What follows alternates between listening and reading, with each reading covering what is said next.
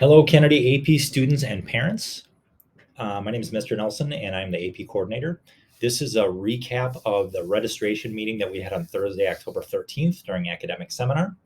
Um, just to clarify, this meeting is only for KHS students who are currently enrolled in T1 or T2 AP or DA courses. If your home school is Jefferson, there's a totally different AP registration meeting and information. You'll want to contact Mr. Lang at Jefferson for that.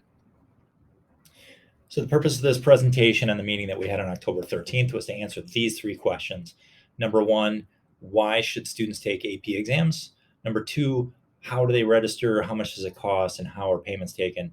And then number three, where and when do the exams actually take place? So first, let's tackle the question of why should AP students take the AP exam? So this is a screenshot of a video that I linked in the email that was sent to you. I highly recommend it. It's got a lot of great information about AP exams. I'm just going to give you a breakdown of what's covered in the video.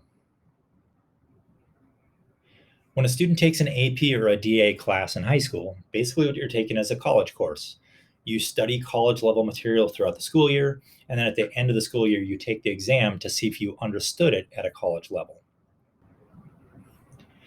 AP courses look really good on college applications. It shows you're taking really high rigor classes in high school. But the real benefit comes down to this. If you take the exam at the end of the school year and you score a 3, 4, or 5, many colleges are going to accept those scores for credit to replace courses you would take in college. So, for example, if you took AP biology in high school and you scored a 3, 4, or 5, and you went to the U of M would accept that score in place of the biology course you would take there. That's going to save you not only time, which means you'll graduate earlier if you want to, but it's also going to save you thousands of dollars in tuition costs. Let's take a look at a couple of Kennedy grads and see how they benefited from the AP program. Hey guys, my name's Huang. I graduated from Kennedy in 2022. I'm currently attending Stanford University, and throughout high school, I took a total of 11 AP classes.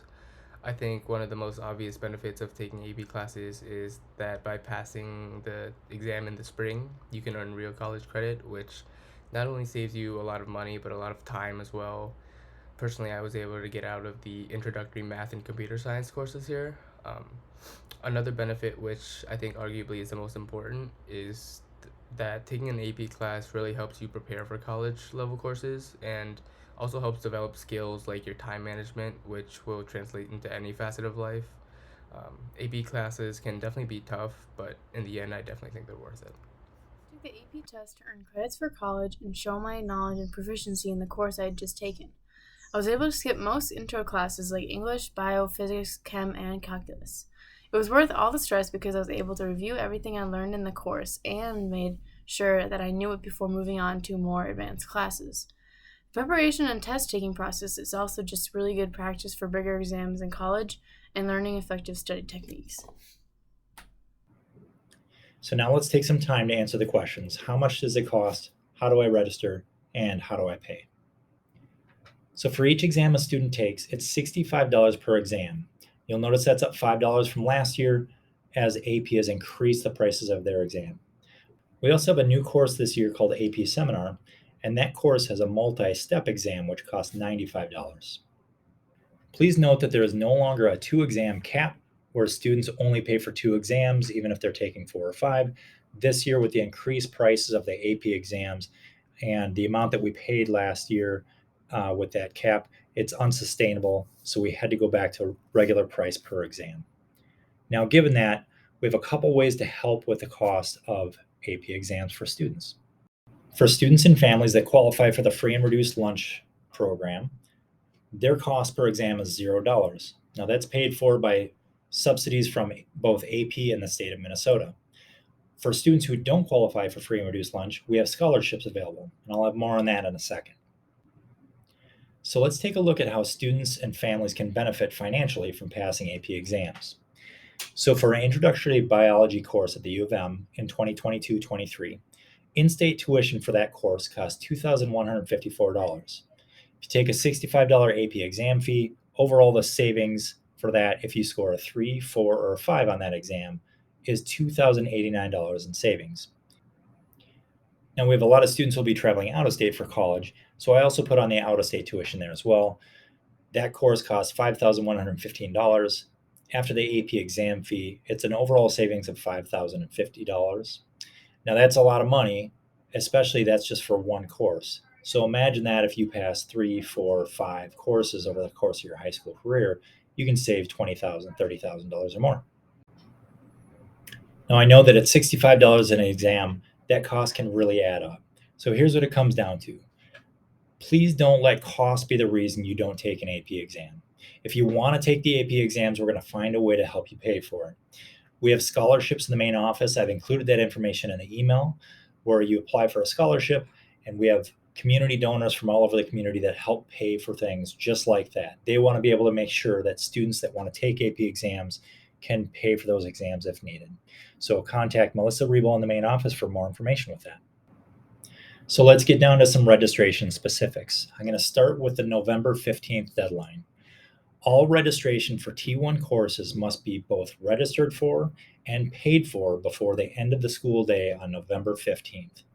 After that time, AP assesses late fees for a late registration. Let's say a student adds an exam after that date, they add a $40 late fee, which I can't waive, so that exam now becomes $105.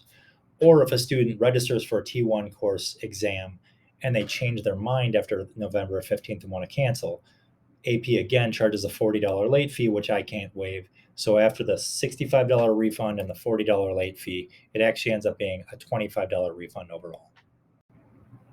A quick note about trimester 2 courses. If you have an AP course that starts in trimester 2, that's a completely different deadline of March 15th. We handle that in a totally different way. I'm going to work with your teacher to figure out who's ordering exams, and we'll get payments taken care of before that March 15th deadline. So we're really focusing on T1 courses right now. A quick note, there are such things called self-study exams, which means you're not actually taking a course in high school, but you want to take the exam anyways. This is possible. You need to make sure you contact me for a join code so we can get to that exam. This happens sometimes if students take a course the year prior and never took the exam. They want to take it this year. They can brush up for it on their own and take the exam this year. Or if they just know content really well and they want to give it a shot for an exam. Something I also want to make sure that I point out is if you're a student that has a 504 or an IEP, you can apply for accommodations. Now, if you've applied for accommodations before and been approved, you don't have to worry about that because it's already in the AP system. But if you had a change to your 504 or IEP plan, or if you have a new 504 or IEP, those applications must be processed by January 18th to be accepted by AP. You'll want to get in contact with your counselor as soon as possible to start that process. The process kind of takes a little while, so get going as soon as you possibly can. So now that you have all this information, how do you actually register? There are 2 major steps to registering for the AP exams. Step 1 is to make sure you join your teacher's My AP Classroom using a join code for each and every one of your AP courses you'd like to take an exam for. You'll know that you've done this when on your dashboard on My AP, you can see the different badges or the different icons for each of your courses. In this example, the student is taking the AP Biology class and AP World History Modern. If you don't have a join code or if you don't see these on your AP dashboard, make sure to contact your teacher to get the correct join code. Now for step 2, once you've joined all your My AP classrooms, submit the KHS AP exam registration form and pay for your exam before November 15th. Once you submit, you'll receive an email with directions for payment. On the right part of the slide, you can see a poster that's hung up in every AP classroom, as well as my office, the main office, and the counseling office.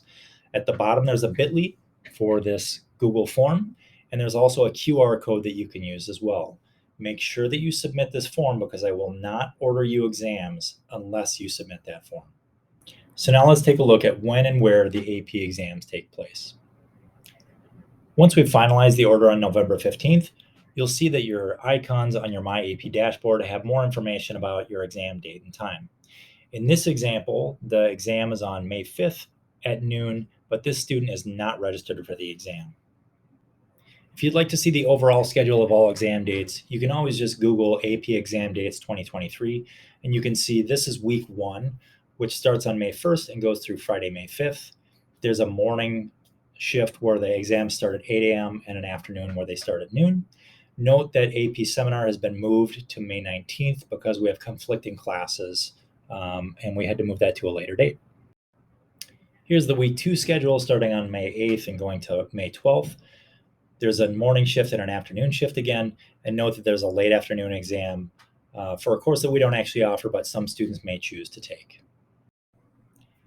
Here's an example schedule for somebody taking an 8 a.m. exam. We'll have you report to the room by 7:30 a.m. or as soon as you can possibly get there after you get off the bus. You'll be excused for periods 1 through 4, and the exam will run until approximately 11:30 a.m. Here's an example for the noon exam schedule. For all students taking the noon exams, we'll have you eat a lunch first, report to the room by 11:30 a.m. You'll be excused for periods 4 through 6, but please note the exam will run until approximately 3:15, can go later. You'll need to make sure that you arrange for transportation if you have an afternoon exam. It does happen that some students will have 2 exams in one day, in which case you can either bring a bag lunch from home or we'll provide a bag lunch for you. You'll have a short amount of time to eat it before you start your next exam. For each and every AP exam you take, you'll actually get a detailed email in late April with instructions for each individual exam, where to report, what classroom, what time you're supposed to be there, other rules like what materials you can bring or not bring, etc. Your individual teachers will also have and share this information with you. Make sure you contact me if you have any questions about that. Finally, it does happen where students miss an exam for one reason or another. If that's the case, let me know as soon as possible and we can move you to a late testing option. Depending upon the reason that you miss, AP may assess a late fee for that exam. The key is you got to make sure you contact me as soon as you possibly can. So finally, here's your must-do checklist. First, double check that you've joined all your My AP Classroom courses. Then make sure you fill out the registration form and pay for your exams before November 15th. Again, you can see the bit.ly down below, or you can use the QR code to your right to fill out that form.